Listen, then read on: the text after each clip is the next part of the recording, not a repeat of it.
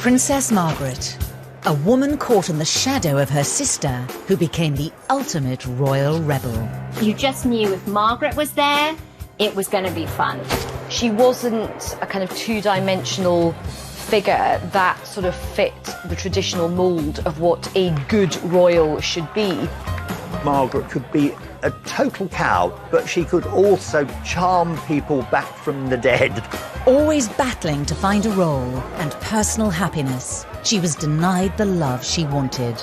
She was in love with a man who was a divorcee.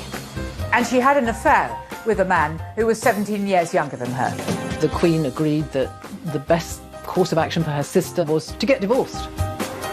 She was a princess who chose to live her life exactly how she wanted, caught in controversy and scandal along the way.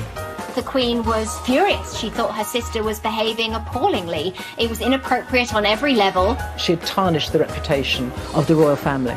She had damaged the royal family. Tonight we hear the true story from those who knew her best. Princess Margaret, the rebel without a crown. Throughout her life, she was going to be doing things her way. She was a star.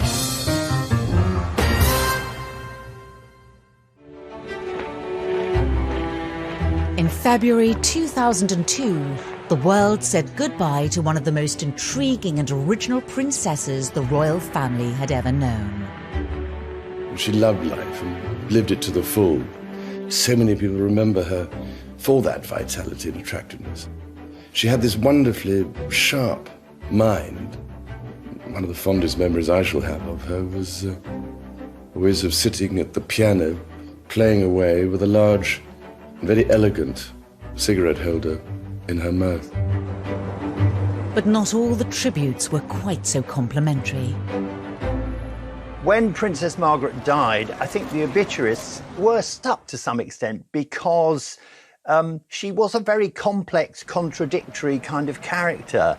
She did a lot of work for charity, but she also seemed to be unpleasant on many occasions, came across as entitled, a bit of a snob. In a paradoxical kind of way, she was both a very good person, but she had this terrible reputation for being promiscuous, for getting divorced, the first royal for centuries to get divorced. Biographer Christopher Warwick was the only author the princess ever cooperated with. Most people who knew Princess Margaret would agree with the Queen, who always regarded her sister as an enigma. She had the kind of personality that in many ways wasn't so very easy to define. She was a one-off. But why was she so controversial? Margaret was born into a family who had not even been destined to one day wear the crown. In 1930, the Duke of York, the second in line to the throne, welcomed Margaret into the world. She was a younger sister for their 4-year-old daughter, Princess Elizabeth. There's some lovely archive footage of Elizabeth and Margaret when they were growing up. It really speaks to the close relationship they shared, and you can understand why. They didn't go to regular schools. They were each other's best friend. They could go at it. Marion Crawford, their governess, had said they didn't hesitate to argue and fight, and Elizabeth apparently had a good left hook, whereas Margaret wasn't shy to bite her sister in return. So there were the ups and downs that you would imagine from siblings as well. But really, at the end of the day, they had each other's backs. The youngest is always spoilt, and there's no question that Margaret wasn't spoilt by her mum and dad. Interestingly, Elizabeth was quite happy for Margaret to be the centre of attention because she said if Margaret's there, she makes everybody laugh. And so it took the pressure off Elizabeth, who perhaps was slightly more introverted than her mischievous younger sister. Despite her mischievous ways, there was one family member who was very much in her corner. She was her father's favourite. He once said, "Elizabeth is my pride, but Margaret is my joy." And certainly he was really the most important man in her life, always. It was her father who was completely central to her. He had a temper that could flare up without any warning. They called it his gnashes. And Princess Margaret was somebody who could dispel those gnashes by saying something, doing something You know, even throwing a spoon over her shoulder, and that would dispel the temper, and he would just dissolve into laughter. But the cosy, family-orientated world of the Duke and Duchess of York was turned on its head in 1936 when Edward VIII abdicated, leaving his brother to step into his shoes. Before the abdication, Margaret was the younger daughter of the Duke of York, which was quite a long way from the succession. But after the abdication, Margaret's father became King George VI. Her elder sister, Elizabeth, was, of course, the heir to the throne. So Margaret was now relegated to that really difficult position, which is being the younger sibling of the heir to the throne. I think they were actually known as P1 and P2. It was kind of shorthand, wasn't it, for the two princesses? Elizabeth suddenly had been set up for a starring role that perhaps she'd never imagined. And Margaret, from then on, had a sense that, not that she was second best, but that she wasn't going to be queen. She had to compensate for not being her sister. And the only way she could do that was by trying to get as much attention as she could by being funnier, louder, slightly more mischievous. Princess Margaret said to me that she never minded being described or being called the younger daughter. But she said, I always minded being described as the younger sister. And I think part of that was that she minded the idea that she was always in her sister's shadow. With fewer responsibilities than Elizabeth, Margaret's approach to royal engagements was at times more playful. Before I finish, I'm going to ask your headmistress if the school may have an extra day's holiday as a mark of my visit. It's perfectly true that throughout her life, she was going to be doing things her way. But somebody once said to me, I tell you what she was. She was a star. She was gorgeous. I mean, she had a wonderful figure, a very, very pretty face. She was petite and often charming, not always charming, but the press adored her. She made great copy, great headlines, great pictures. And of course she was out on the town more and more, so she was there to be seen. It's almost the beginning of the paparazzi era, I suppose, and she was mobbed by cameramen increasingly as she grew older and actually more beautiful. Cameramen of the Italian press were so intent on getting pictures of the princess that she often found it difficult to see anything but them. Everything she did made news. And during the 50s, the press wanted photographs of only two women. One was Elizabeth Taylor and the other was Princess Margaret. She was beginning to outshine her sister Elizabeth. Suddenly, she was the centre of people's attention rather than Elizabeth, who was also very beautiful, but didn't have to make any effort because it was all fixed for her. It was Margaret who had to make the effort. Even though Margaret struggled to find a clear role, she made sure that she was treated as a member of the royal family. Margaret had that aura of royalty that you really can't teach, and she quite liked that she was superior in her view. She liked to wear her superiority, and so sometimes that came across in sort of snobbish, but at the time royal deference was a thing, and Margaret milked it for all it was worth. She enjoyed life. She felt that her sister was going to be queen. There was no major responsibility on her, and therefore she didn't have to toe the line in the same way as her elder sister had to. So she did enjoy clubs. She did enjoy the company of men. She did enjoy parties. With fewer responsibilities than her sister, Margaret took full advantage of London's nightlife. She loved going off to various nightclubs. Very often, the sun would be rising through the back window of the car as she drove home. And so she'd stay in bed till 11 o'clock. The princess was enjoying the post-war years, but the health of her father began to cast a shadow over the royal family. The king was extremely ill. He was a heavy smoker. he had cancer and he'd had an operation, and he never really fully recovered from that cancer operation. I remember him opening the Festival of Britain in 1951. He certainly did not look a well man.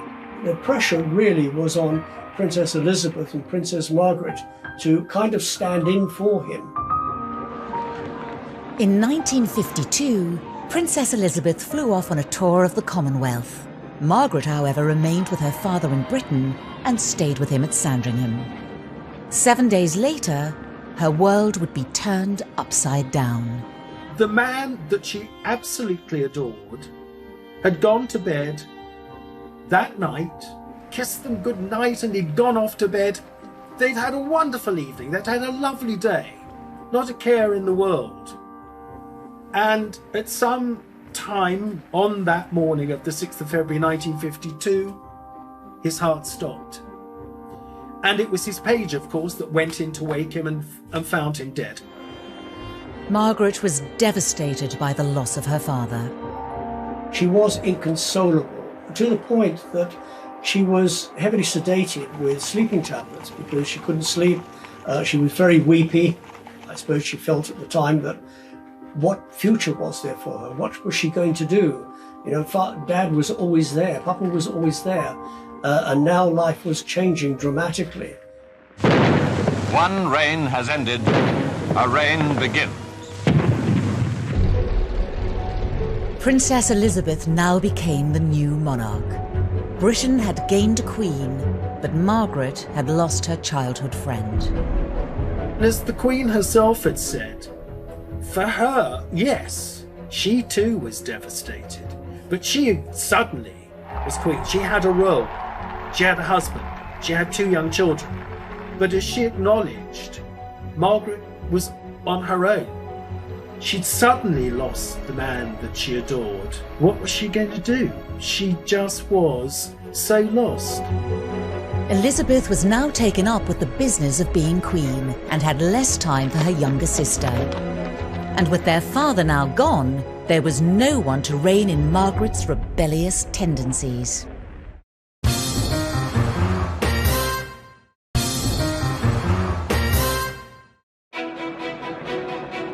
After her father's death, Margaret's life completely changed. She was no longer the king's daughter, but the Queen's sister. Margaret had to move out of Buckingham Palace. Without her father's guidance, what would the rebellious young princess do next? She moved into Clarence House with her mother, and that was not always an easy relationship. It wasn't that they didn't love each other, but her mother was never her #1 supporter and was often very critical of what she wore. And Margaret often was humiliating and rude to her mother as well. Sometimes she would come in and find the Queen Mother watching the racing. The Queen Mother loved racing and, of course, had some horses. And she didn't like that or thought it was boring. She would just simply pick up the remote and change channels. So there was a good deal of irritability, but of course, she did love her deeply, but was difficult with her. In those days when well-brought-up young girls didn't have a job, for Margaret, who was cleverer than most and smarter, there must have been quite a lot of boredom. She didn't really know what to do with herself. If everything is done for you, you get up after breakfast, what do you do till lunchtime? That's why she always focused on the evening, because that's when her friends stopped working and came to see her. Sometimes she could be very difficult with the household staff. In Clarence House, the staff, I think she thought of them as her mother's staff, not hers. Not that that's an excuse. A few years ago, I wrote a book about a chap called Backstairs Billy, who worked for the royal family in Clarence House for more than half a century. He knew Margaret really well, and he told me she could be a total cow, but she could also charm people back from the dead. That was his phrase. Margaret was also harbouring a secret. She was romantically involved with a man 15 years her senior, Group Captain Peter Townsend. He was a divorcee at a time when the Church of England did not approve of divorce. Despite his record as a war hero, within royal circles he was not seen as a suitable match. Peter Townsend was an RAF pilot. and after the war he became an equerry to King George VI, which is where he would have come into contact with both princesses, Elizabeth and Margaret. And Margaret, being a sort of teenager, had a crush, and obviously they got fairly close. You don't need to be a genius to see that what she was lacking in her life was a father figure. And Peter Townsend really encapsulated everything. He provided the rock that she had lost from her father.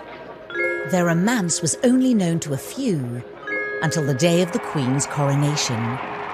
Away from the cameras, Margaret gave herself and Peter away with a gesture that some beady-eyed journalists picked up on. In her excitement, Princess Margaret went up to Townsend and put her hand on his tunic to brush away a piece of thread. This gesture, this very intimate gesture of, a very unroyal way to behave, brushing a man's coat with your hand, is immediately taken up by the world's press. It's the beginning of a whole scandal around Princess Margaret. Princess Margaret was a very calculating and instinctive sense of drama and an instinctive sense of how to get the attention that she'd craved since she was a girl. The incident with the brushing the fluff from Townsend's jacket, she would have known at such a public event that it would be spotted. And it's the kind of intimate action that speaks volumes. The coronation of all days is a day which belongs to Margaret's sister Elizabeth. I mean, as Queen, this is perhaps the most important ceremony in her reign. And yet here we have Margaret, her younger sister, doing something out of order, creating a sensation, diverting attention from her sister. The affair was now public. Margaret's romance with Townsend caused a sensation, particularly as Peter was a divorcee with 2 sons. She actually had the public's support. I think she was so popular with members of the public, and things were changing. I don't think the public was too concerned that Peter was a divorced father of 2 children. They just saw that she was happy. That was members of the public. If we cut to the government, they were horrified. Prime Minister Winston Churchill told the Queen that the Dominion Prime Ministers would never accept such a marriage. The British Cabinet, Parliament said they wouldn't recognise the marriage. Townsend's divorce status created a huge problem if there was to be a future with Princess Margaret. Princess Margaret went to the Queen and said that she and Peter Townsend were in love and that they wanted to marry. It created problems because here you'd got the Queen as governor of the Church of England, and it was a church that did not recognise divorce. It also put the Queen as sovereign in a difficult position because at that time, all members of the royal family had to have the Queen's consent in order to marry. The Queen really couldn't give her consent, but by asking them to wait, this was pushing Margaret towards her 25th birthday. Now that was significant because at 25, a member of the royal family no longer needed the sovereign's permission to marry. As the Queen's younger sister, Margaret was still powerless to make her own decisions. Peter Townsend was sent away from the royal household to become military air attaché in Brussels. Margaret had lost her father, and now she was losing her lover. She wouldn't see him for the next 2 years. But as Margaret approached her 25th birthday, she could now decide for herself if she was going to become the next Mrs. Peter Townsend. She writes a letter to the then Prime Minister Anthony Eden. She writes very tellingly, and we get very much the sense of doubt. They hadn't seen one another for 2 years. And she said, "It is only by seeing him that I can decide whether I can marry him or not."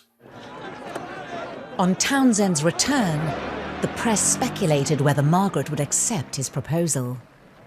Margaret's status as a celebrity royal really begins at the time of the Townsend romance. There's such an incredible narrative. Here she is, this beautiful princess, and this is the love of her life, and she's being denied this man because of the pressures of the establishment.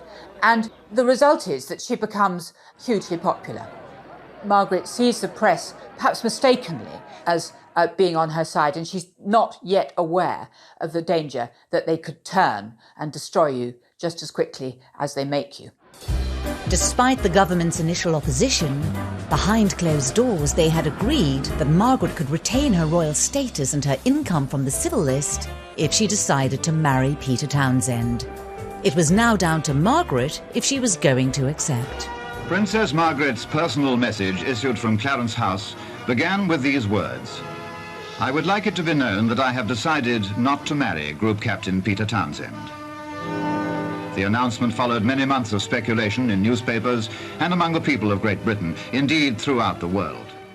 What had happened here was that this huge romance, likened by some romantic journalist to the greatest love affair since Romeo and Juliet, their feelings quite obviously had started to wane, that they were not as much in love as they were.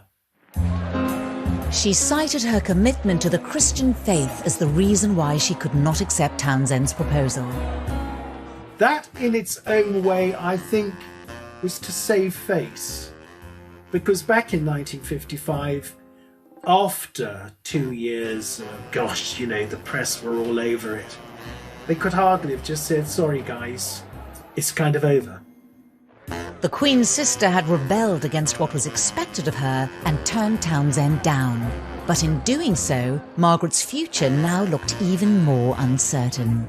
After Margaret broke up with Peter Townsend, her life really enters a bit of a vacuum. She doesn't really have a sense of direction. She has terrible tantrums. She gets very cross. She shuts herself up in her bedroom. She's quite difficult. I think the real problem, and this is not Margaret's fault, what is a princess to do? There's no script. She was at a crossroads in terms of her private life. She was now in her mid-20s. Was she going to get married? Who was she going to get married to? There were all sorts of young men who were considered eligible bachelors. And it wasn't until sort of late in 1950 that she met a young photographer called Anthony Armstrong Jones. She saw in him something that she would quite like to have been, bohemian, footloose and fancy-free. Margaret's meeting with Tony would change the course of British royal history.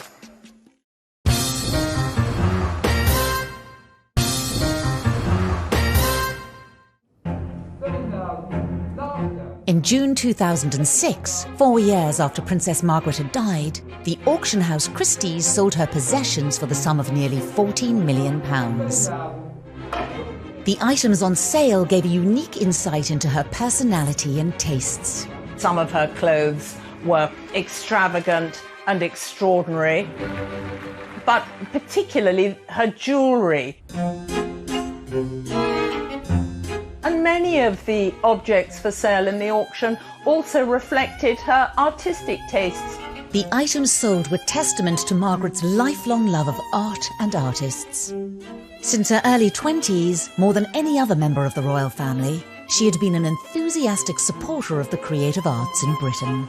Margaret has an artistic side to her. Margaret liked actors, directors, ballet dancers, theatre people. As the 1950s drew to a close, Britain experienced a revolution in fashion, music and art. We're greatly looking forward to seeing the fashion show, presented by well-known and important designers from Britain. For Margaret, always the rebel princess, this new world held an irresistible allure. This is just something that she thought she could make her own. She liked dancing, she liked jazz, she liked staying up late, and she liked to rebel. So she wanted to spend time with creatives, bohemians. Since she split from Peter Townsend in 1955, there had been great public interest in Margaret's love life. As she moved farther and farther into Britain's new fashionable art scene, the nation speculated over her relationship status. By this stage, she'd been introduced to all sorts of potential suitors, and none of them had taken her fancy. I think Margaret always wanted someone who was a bit edgy, a bit dangerous. In 1958, at the request of one of her male admirers, Margaret was photographed by one of the most cutting-edge photographers in London, Tony Armstrong-Jones. Tony had a habit of telling his sitters what he wanted them to wear or not wear. He got the princess to change her dress, to alter her jewellery. For Margaret, who was accustomed to total deference, no one ever told her what to do. This was completely new, and I think that's what made him so interesting and challenging and unique. That's when they realised they were both incredibly attracted to one another. I mean, he was immensely sexy, and so was she. And it was an attraction, a physical attraction, that they never really lost. Before long, unknown to both the public and the princess's inner circle, Margaret and Tony started a clandestine relationship. The two would go to parties, they would arrive separately, and because everyone was so focused on Margaret making a grand marriage, they were able to fly under the radar. Tony lived in Rotherhithe, East London, far away from the gates and guards of Buckingham Palace. And he used to take Margaret there on the back of his motorbike, and she absolutely loved it. No one recognised her, of course. Who'd expect a princess to be zooming through the streets of London on the back of a bike with a handsome photographer? And there, you know, they'd make love and they'd smoke a huge amount of cigarettes and drink a huge amount of alcohol and have a lifestyle that she never dreamt she could be part of, I don't think. In February 1960, the palace announced Margaret's engagement to Tony. It was a huge, huge shock to everybody. Nobody had even guessed it, even his best friends. In keeping with her defiance of convention, Margaret's choice of husband seemed unlike any other royal spouse. Some people were thrilled for them, others were horrified. How could the late king's daughter marry a photographer? How could she marry someone who worked for a living? I mean, this was unheard of. Tony was the first person without a title, otherwise known as a commoner, to marry into the royals for 400 years. Yet in spite of his outsider status and his rebellious personality, Tony had in fact come from a well-heeled background. His official biographer, Anne de Courcy, interviewed Tony extensively about his life with Margaret. His father was a QC. He went to Eton. He had a very good education. So I would say his social standing was excellent. He was around the aristocracy. He knew how to mingle with those types, but he also loved to be around the dancers and models and actresses as well. So he was able to have a foot in both camps. Yet Tony's social confidence hid the traumas of a tough childhood. He suffered as a child from polio, and I think that was one of the defining factors of his life. It enables you to take more risks. You might as well live to the full. He was always prepared to indulge every excitement and every risk.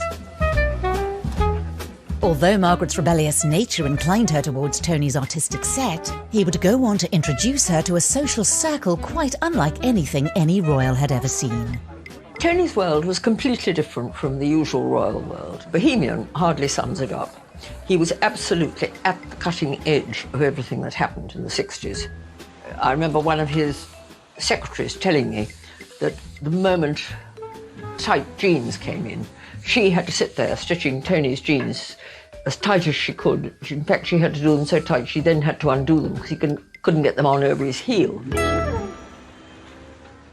Tony's relationships before Margaret in particular defied the norms of conventional society. Tony was a man with a huge sex drive. I mean, a libido like no one else's, I think. One woman would never have been enough. He told me, I think the way he used to put it was, I love a change. Tony's colourful love life even drew in best friend Jeremy Fry and his wife Camilla. I think, you see, Jeremy Fry's wife had been a girlfriend of Tony's. And he loved them both.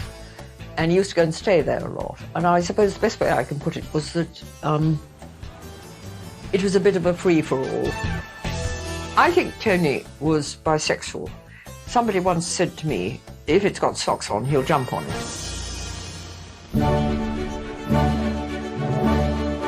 The rebellious Princess Margaret was marrying sexually liberated Tony in the hope he would give up his free-living ways. It was a gamble no other royal had made in their choice of partner. With the wedding day set for May 6, 1960, plans took shape. But there was soon a scandal over Tony's choice of best man, his old friend from Eton, Jeremy Fry. Jeremy Fry had been embroiled in a homosexual act in 1952 and been fined. Homosexuality was frowned upon. It was also against the law. And so no longer could he be best man, and so they had to find someone else. The wedding took place in Westminster Abbey with 2,000 guests. But as the first royal wedding to be televised, another 300 million around the world were able to watch the ceremony. It seemed quite modern in that we were able to witness it for ourselves. It was no longer something going on behind closed doors. Brides all over Britain watched every single bit of it, and here she was looking utterly beautiful. For many commentators, Tony's status as a commoner embodied the sweeping social changes happening across Britain at this time. In many ways, Margaret's marriage was a great leveller. It showed people that, yes, a member of the royal family can marry a regular person just like you or me. Margaret and Tony's guest list also ran against the grain of royal tradition. She filled out the pews with politicians, with celebrities, with the bohemian artistic set that she and Tony had become such good friends with. There were a huge number of celebrities. Through her wedding, Margaret had rebelled against royal traditions and edged the monarchy closer to the progressive outlook of 1960s Britain. Her choice of honeymoon, too, was a new departure for a royal bride. Margaret and Tony embarked on the Royal Yacht Britannia for a 6-week tour of the Caribbean. And one of the islands that she decided to visit was the very barren and basic island of Mustique.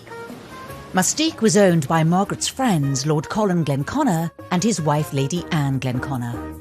Colin said to Margaret when they were on Mustique, "What shall I give you for a wedding present? Would you like a jewel in a box, or would you like a piece of land?" And quick as a flash, Margaret said she'd really rather like a piece of land. And then when he gave her a piece of land on Mustique, she actually asked for it to be a bit bigger. Having received part of Mustique as a wedding gift, Margaret returned to Britain with Tony. Now known as the Earl and Countess of Snowdon, they settled into life as a royal couple. For the first years of their marriage, life was wonderful. They were in love, they were happy. They rode around in a sort of blue roadster, which were so luxurious at the time. Before long, the rebel royal had become one half of the most famous couple in the country. I think it was the beginning of royalty being celebrity, being part of the celebrity circuit. They are really in this very, very glamorous crowd of actors, comedians, writers, artists, you know, the hipsters of the day, the bohemians of the day. You know, it's very cool. Although now one half of a celebrity power couple, Margaret's own fame had always overshadowed Tony's. She was extraordinarily beautiful. She had a lovely figure. I don't think it was possible to catch her at a bad angle. She was a completely gorgeous, glamorous sex symbol. Margaret was breaking new ground as the first royal celebrity of the modern age. But her contrary nature brought her into conflict with others in this exclusive social set. Sometimes she was so rude, it was staggering. She would say exactly what she thought. She was sitting once next to Twiggy, the model Twiggy, and she ignored her for about 2 hours, and then turned to her and said, "Oh, who are you?" And she said, "Oh, my name's Leslie, ma'am, but most people know me as Twiggy." And she turned and said, "Oh, how unfortunate."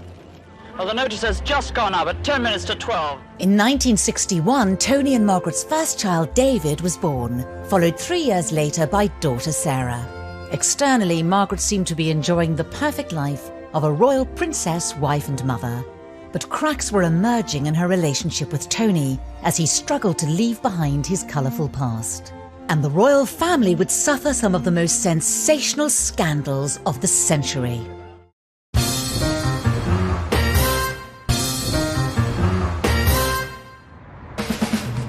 In the 1960s, Britain was undergoing a cultural reawakening. With new music, new fashions and new freedoms, the country had a spring in its step. And no one embodied this newfound energy more than Princess Margaret and her husband Tony Armstrong-Jones, now known as the Earl and Countess of Snowdon. They were the couple that everyone wanted at their dinner party or their event. I mean, they were dazzling, both of them. For Margaret, raised in the strict traditions of Buckingham Palace, the world of entertainers offered a chance to rebel against the expectations placed on her since childhood. And I think Margaret found herself drawn into that world of celebrity and loving every minute of it. I think she was quite bewitched by all of that. Now firmly established in celebrity circles, Margaret and Tony became closely associated with British comedian Peter Sellers. Peter Sellers, of course, was slightly barking and, of course, was very, very, very funny. Peter Sellers was an international star through the Pink Panther films. Along with his wife Britt Ekland, a future Bond girl, he was a regular visitor to Kensington Palace. And he became quite obsessed with his new friends. I think Peter Sellers couldn't quite believe that he was going around to Princess Margaret's for dinner. May I present, ladies and gentlemen, my impersonation in 11 seconds flat before your very eyes of Her Royal Highness Princess Margaret! In this home video made by Peter Sellers during a weekend spent with the couple, we see Margaret taking part in one of the improvised sketches they used to write and perform together privately.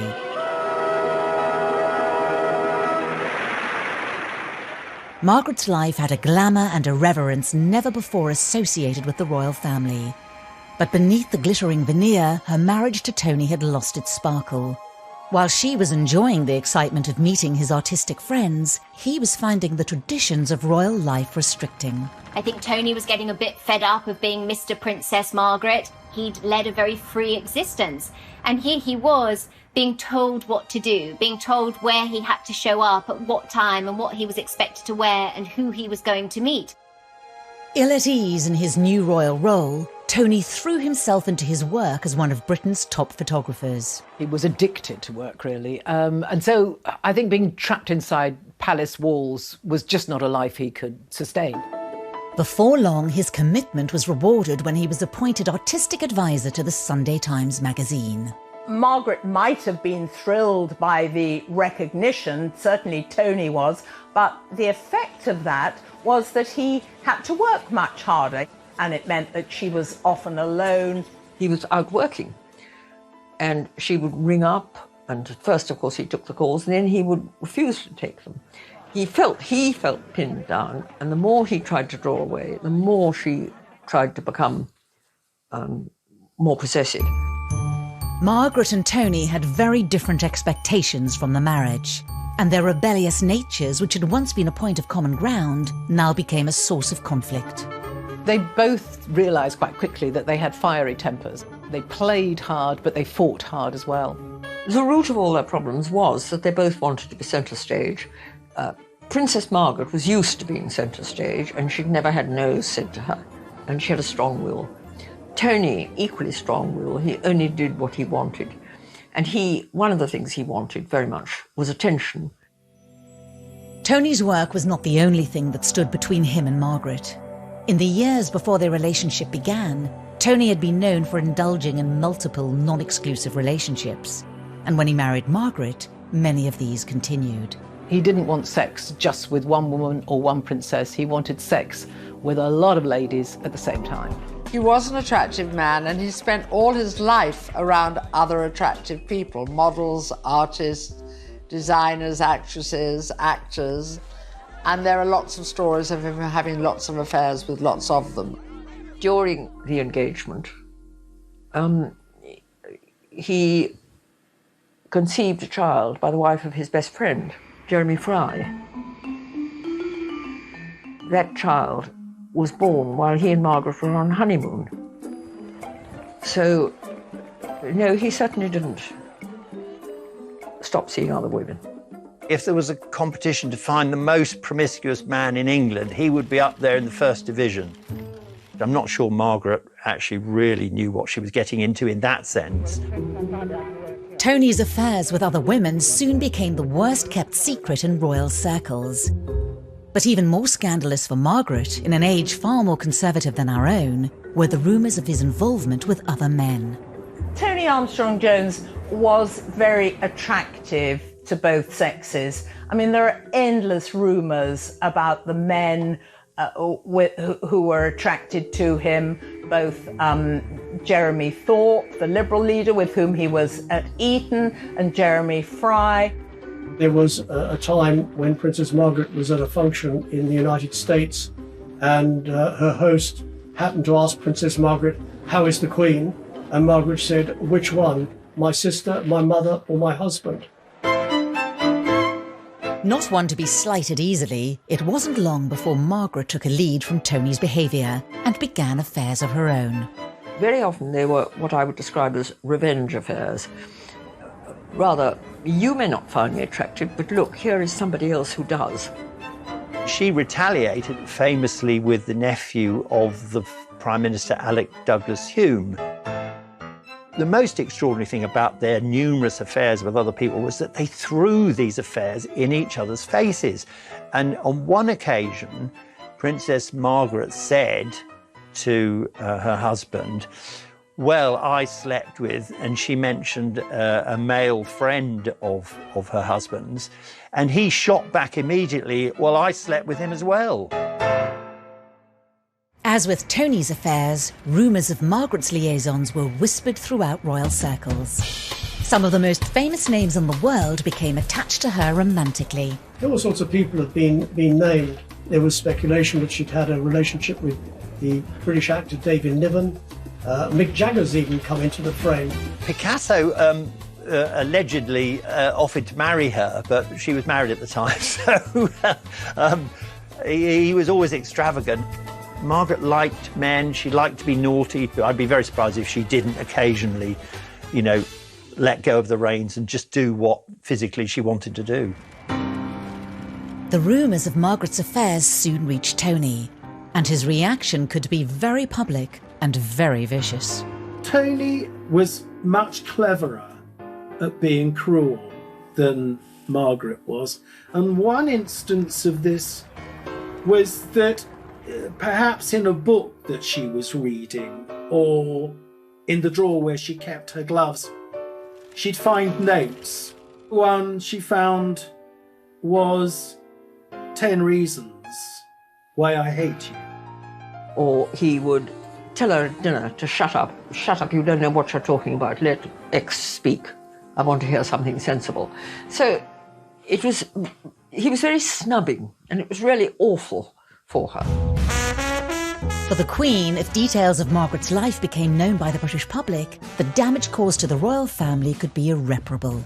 They were supposed to set an example of how to live with Victorian values of where you put your family first and everyone behaves appropriately. And so I think the Queen was very disappointed in terms of how both Margaret and Tony were behaving. But I think, she was at the same time hoping that none of this would be made public. The one solace Margaret had was her royal duties. With her reputation as the rebel princess firmly established by the mid-60s, it's an aspect of her life that is often overlooked. It must have been a great thrill for the girls meeting the princess, especially so soon after her engagement. In 1962, she took on a public role that remained dear to her throughout her life, the Chancellorship of Keele University. It's characteristic of her to choose a university that was new and that didn't have anything sort of fusty and old-fashioned about it. With many of her other interests, she was quite fickle. With Keele University, she was incredibly consistent. I've seen testimony of graduates going back decades saying how charming, how lovely she was to them. Margaret's sense of royal duty was put to the test when she and Tony visited America in 1965. Initially a private visit for the couple, it was soon decided, at the request of the Queen, that Margaret should also fulfil some royal duties at a time when British-American relations were strained. Prime Minister Wilson disagreed with President Lyndon Johnson over the Vietnam War, but Britain was in need of help from America to approve a vital loan of £800 million to pay off a trade deficit. It was crucial that Britain worked on the special relationship with its most powerful ally. I think really the British government saw Margaret and Tony's trip to the US as an opportunity for members of the royal family to go in and really do the charm offensive for which they're so well known. Margaret and Tony's tour arrived on the 4th of November 1965 with a 12-person entourage and 75 pieces of luggage. The first thing they do is take over 2 floors of a hotel. They did conduct upwards of 60 engagements during their 3 weeks in the US, but there were a lot of problems along the way. Sometimes a plane, when they were travelling around America, had to double back on itself to pick up the rest of the luggage. It was absurdly extravagant. After San Francisco, the party moved to LA, where Margaret encountered the cream of Hollywood. There were quite a lot of really, really late-night parties, and none more exciting than when she would meet some of the Hollywood stars. But being Margaret, the meet and greets in Hollywood didn't pass without incident. She criticised Elizabeth Taylor for the size of her ring, which she said was very vulgar. And she upset Grace Kelly by telling her she really didn't look like a movie star. And of course, Grace Kelly replied, "I wasn't born as a movie star." But even if Margaret rubbed American celebrities the wrong way, the American public fell in love with this rebellious and glamorous royal. The Americans have always loved our royal family, so she was the belle of the ball over there. America just goes absolutely nuts for them. They're practically bigger than the Beatles or the Rolling Stones. You know, everywhere they go, they're completely mobbed. After 4 days resting on a friend's ranch in Arizona, the official duties ended in Washington, where Margaret was due to meet President Lyndon Johnson at a dinner in the White House. Both she and the president raised their glasses to each other, and the dancing, as you might expect at an event attended by Princess Margaret, went on into the wee small hours, and Margaret and the president conducted a foxtrot, a lively foxtrot. He is absolutely swept away by her beauty and her charm, and of course, you know, she can be such great company, she can be vivacious, she's the life and soul of the party, she's gregarious, she's got stories left, right and centre, she's got dirty jokes. Having partied with the president and wowed the American public, the trip was deemed a success by Margaret, Tony and their staff. But their reception in Britain told them a different story. The public soon discovered that the trip had cost nearly £600,000 in today's money. Which was an outrageous sum of money. And the stories had also come out about the people that had been offended. It just didn't sit well with members of Parliament and indeed with the British public, who just viewed Margaret and Tony as having a really rather fabulous holiday at their expense. It was quickly decided that she would never do another trip like that because she'd upset so many people. She stayed up late and got drunk at parties. She just was too much of a loose cannon. Although the British public had been critical of Margaret's American tour, they still knew nothing of her deteriorating marriage to Tony, and neither did the Queen. I was told very reliably that so bad were the rows between Princess Margaret and Tony that close friends thought the Queen should have some indication of the level, the volume of the acrimony. And so the Queen was invited to Kensington Palace, and Margaret and Tony were at each other's throats like it was going out of fashion. The marriage of Margaret and Tony was in real trouble. He was spending an awful lot of time away, having affairs on the side. The problem was that, broadly amongst the public, still the royal family presented harmonious family life. So that was a problem that I think the Queen saw coming down the road. Though still married, by 1973, Margaret and Tony were now leading increasingly separate lives. And before long, a scandal like no other would lift the lid on the truth about the rebel princess.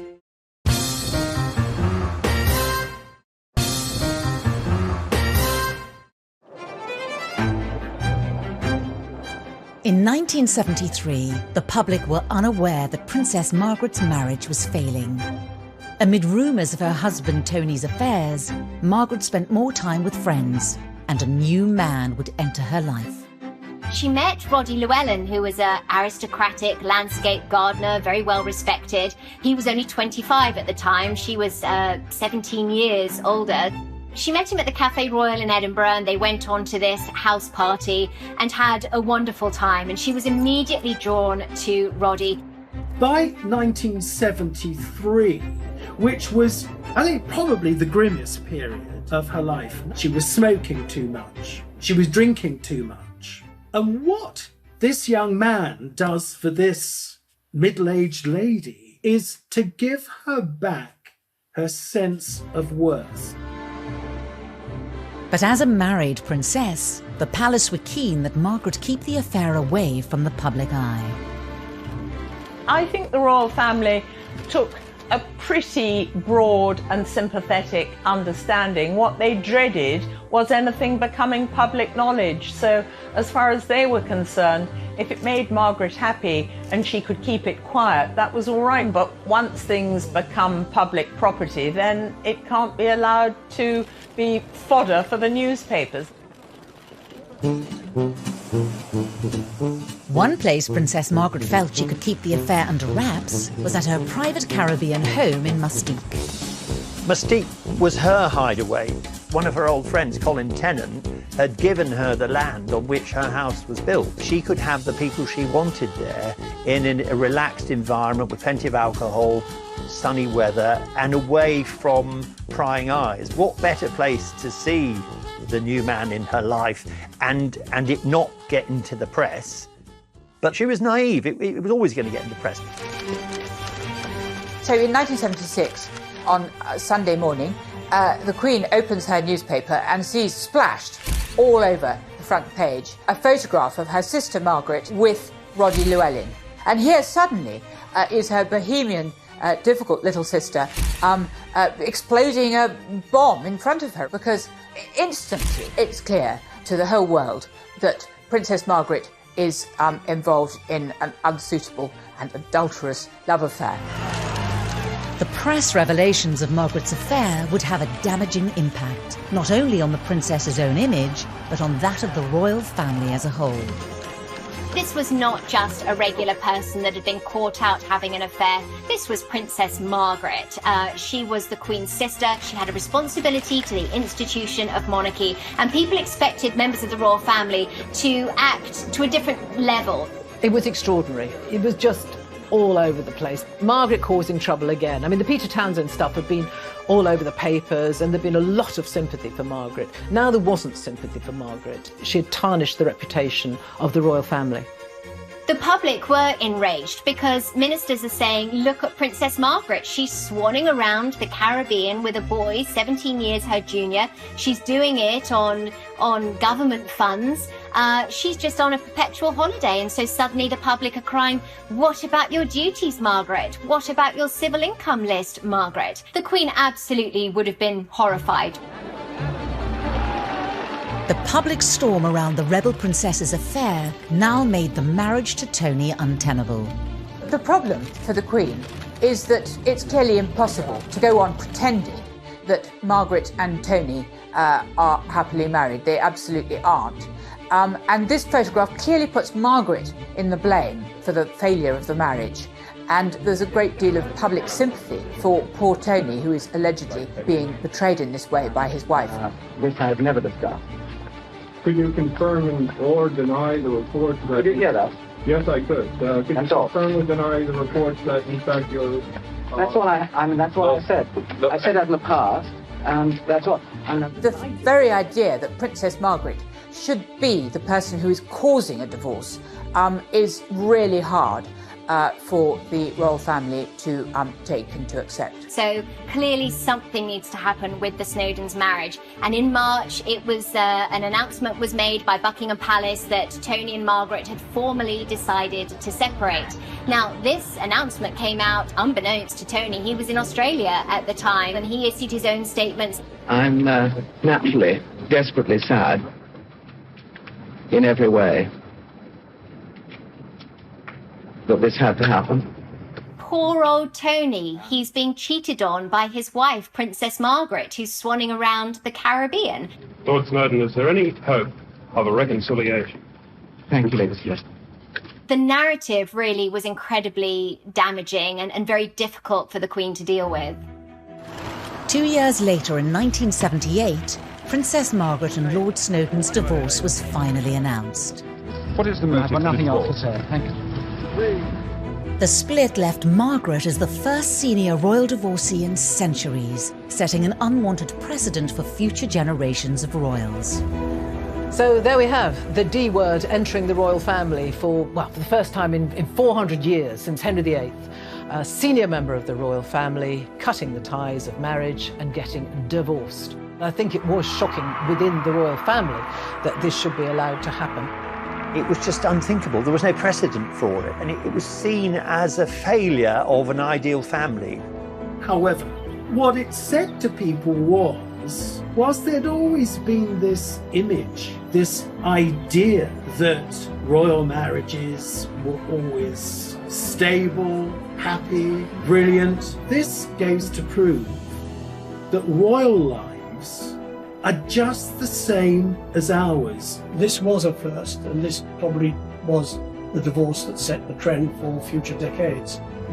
Of Princess Royal getting divorced from Mark Phillips, of Charles and Diana getting divorced, and Andrew and Fergie getting divorced in 1996. Margaret's relationship with Roddy would soon fizzle out, leaving the divorced and single princess at yet another crossroads in her life. In 1980, Roddy had met a lady called Tanya Soskin, and this was the lady that he, the following year, married. But the princess was always very good at putting on a brave face. I think she was hurt, really. I think that was a really hard time for her. I think it was very, very lonely. You know, she experienced intense heartbreak with Peter Townsend. She'd had heartbreak with Anthony Armstrong-Jones. She'd had heartache with Roddy Llewellyn. You know, her life was quite tear-stained in terms of her love life. And then to have this huge public battering, it was a very, very difficult time for her. The challenge now for Princess Margaret was to rebuild her shattered public image. She was known as a rebel princess, and the words charity work don't fit with that image, although she did do a good deal. But trouble with younger royals was just around the corner for the rebel princess. After Diana's Panorama interview, the princess was utterly appalled. It was a cold war between these two royal neighbours.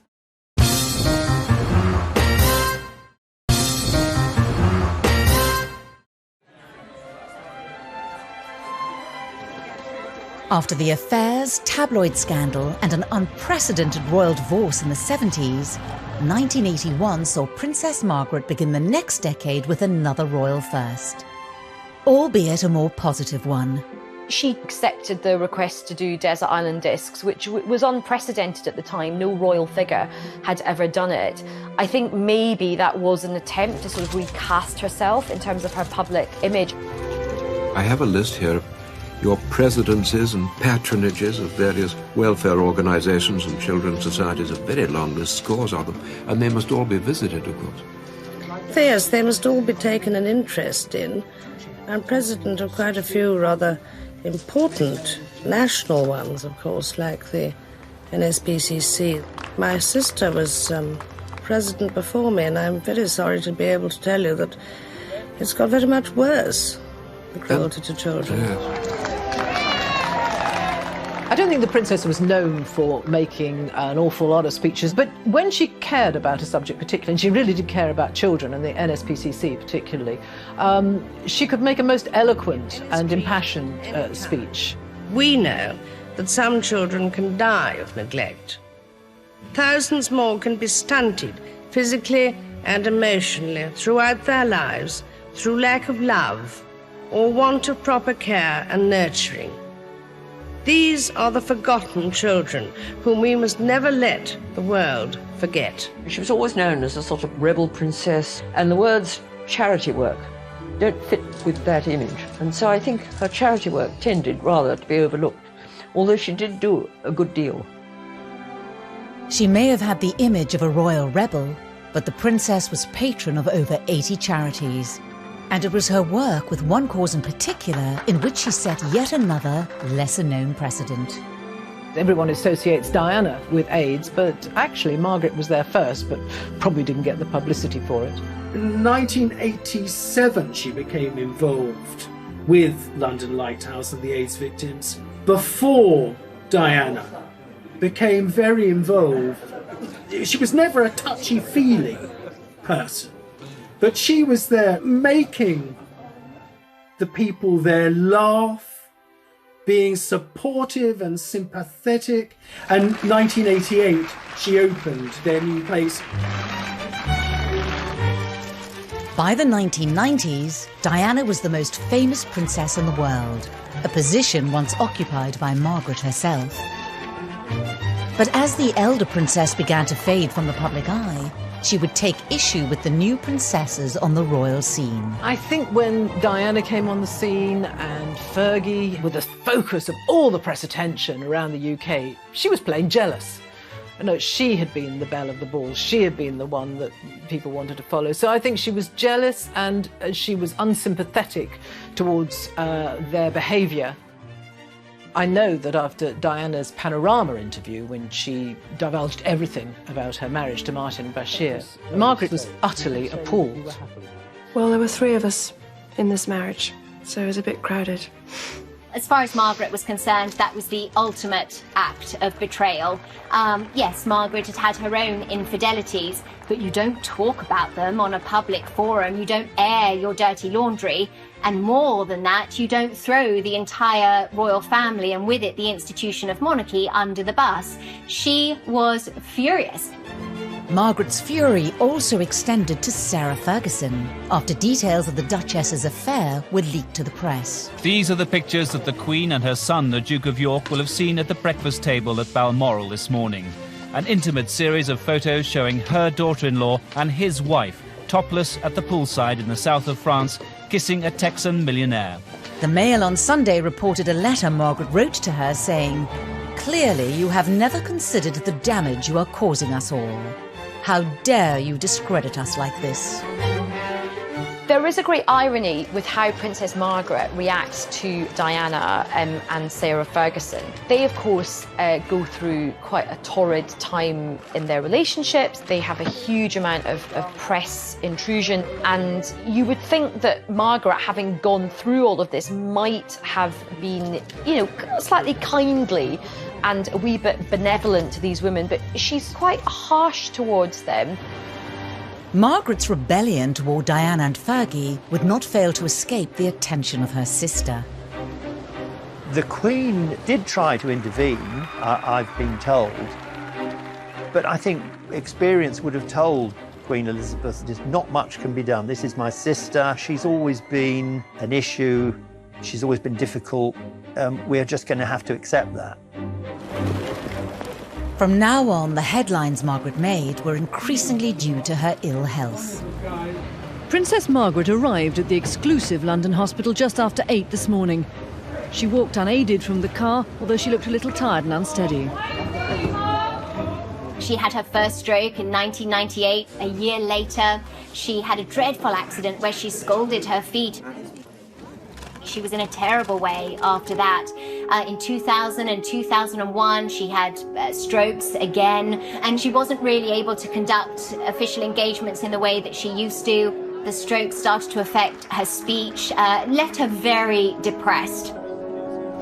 I remember sitting next to her on a number of occasions at lunch at Windsor Castle, and she did cut a very sad figure, because looking back on the sort of 1950s and the 1960s, this very beautiful woman, frequently photographed, very happy-go-lucky, and now seeing her confined to a wheelchair with wraparound glasses, finding it very difficult to hold a conversation.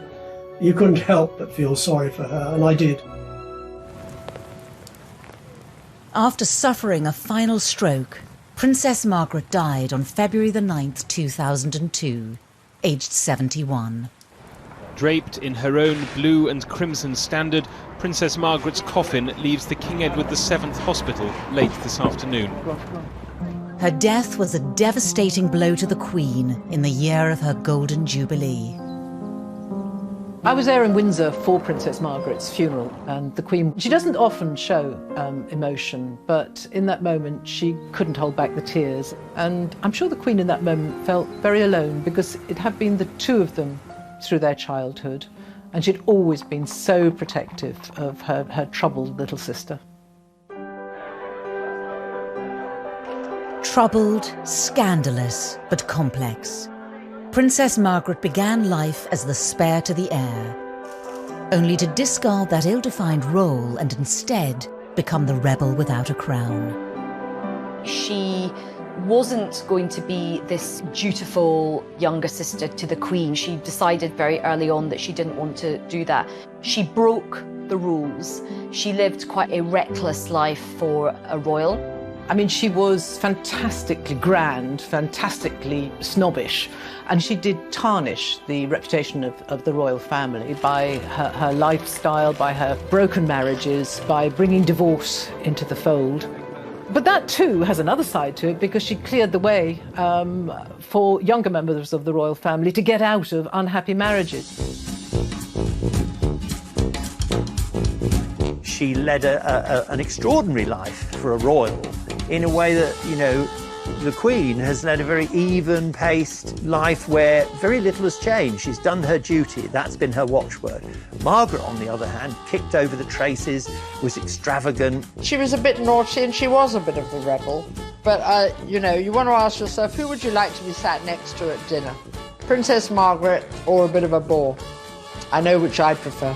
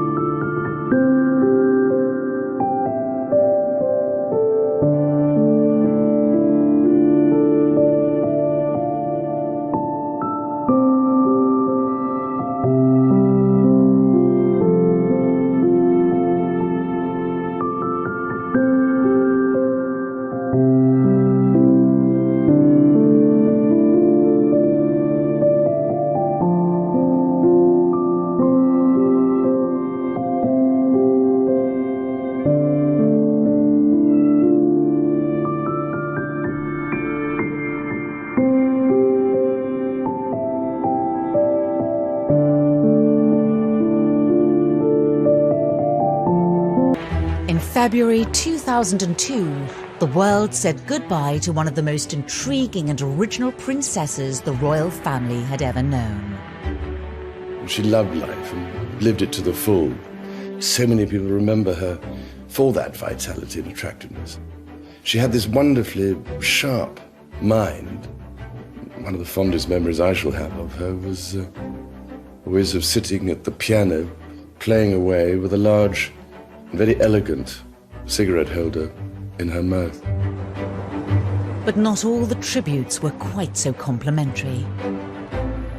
When Princess Margaret died, I think the obituaries were stuck to some extent because she was a very complex, contradictory kind of character. She did a lot of work for charity, but she also seemed to be unpleasant on many occasions, came across as entitled, a bit of a snob. In a paradoxical kind of way, she was both a very good person, but she had this terrible reputation for being promiscuous, for getting divorced, the first royal for centuries to get divorced. Biographer Christopher Warwick was the only author the princess ever cooperated with. Most people who knew Princess Margaret would agree with the Queen, who always regarded her sister as an enigma. She had the kind of personality that in many ways wasn't so very easy to define. She was a one-off. But why was she so controversial? Margaret was born into a family who had not even been destined to one day wear the crown. In 1930, the Duke of York, the second in line to the